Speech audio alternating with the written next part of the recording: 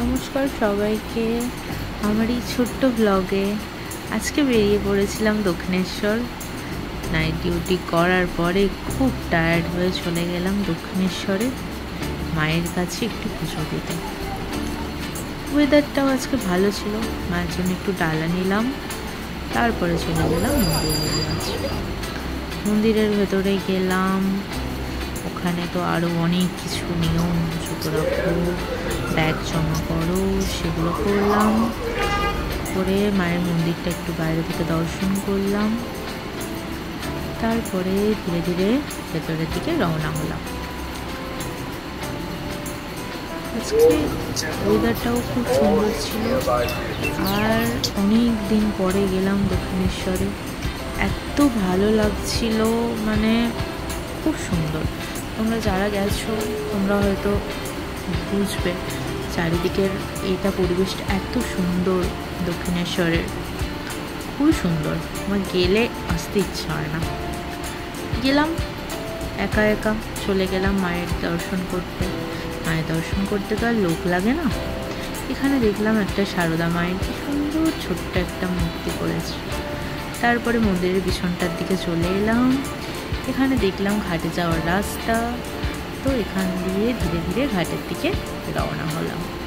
তো সন্ধেও হয়ে আসছিল, সন্ধ্যা আরতির সময় পৌঁছে গেছিলাম 6:30টার দিকে। তো ওখানে সন্ধ্যা আরতিটাও দেখার সুযোগ হয়ে গেল। এবারে সন্ধ্যা আরতি দর্শন করলাম, মা গঙ্গায় হাত ধুলাম, মাথায় জল দিলাম, শান্তি করে মা গঙ্গাকে দেখে তারপরে আরতি দেখা শুরু করলাম। এখানকার সন্ধ্যা আরতিটা আমি কখনো দেখিনি, আজকে আমার ফার্স্ট টাইম আজকে আমি দেখলাম। তো খুবই ভালো লাগলো। ওখানে সবাই বসে আছে সন্ধ্যা আরতির জন্য অনেকক্ষণ ধরে। ওদিকে দেখা যাচ্ছে ওই ব্রিজটা, ওখান থেকে গাড়ি যাচ্ছে, প্রচুর দারুণ লাগছে ওখান থেকে, খুবই সুন্দর। তারপরে ধীরে ধীরে সন্ধ্যা আরতিটা দেখে আবার চলে আসতে হবে, ওখানে থাকলে হবে না।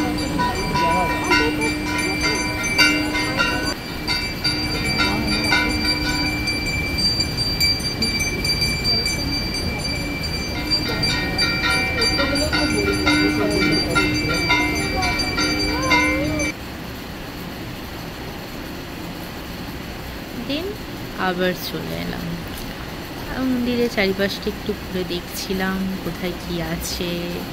এই দিকটায় কোনোদিন আমার আসা হয়নি, তো দেখলাম এদিকে কি আছে। তারপরে এখানে একটা লাইব্রেরি আছে। তারপর ধীরে সামনে এগিয়ে গেলাম, ফুলগুলো কি সুন্দর, খুব সুন্দর লাগে আমার, ইয়েলো ইয়েলো। তারপরে মন্দিরটাকে একবার দেখলাম, সুন্দর। সন্ধে হয়ে গেল, এবার তো আমাকে চলে যেতে হবে, নাহলে যেতে লেট হয়ে যাবে। তারপরে আবার মন্দিরটার একটা সুন্দর করে ফটো নিলাম, বাড়ির সবাইকে দেখাবো, আপনাদেরকেও দেখানোর জন্য। সুন্দর ফটো নিয়ে আবার ধীরে ধীরে চলে এলাম। একটু টায়ার্ড হয়ে গেছিলাম যেহেতু ডিউটির পরে গেছিলাম একা একা।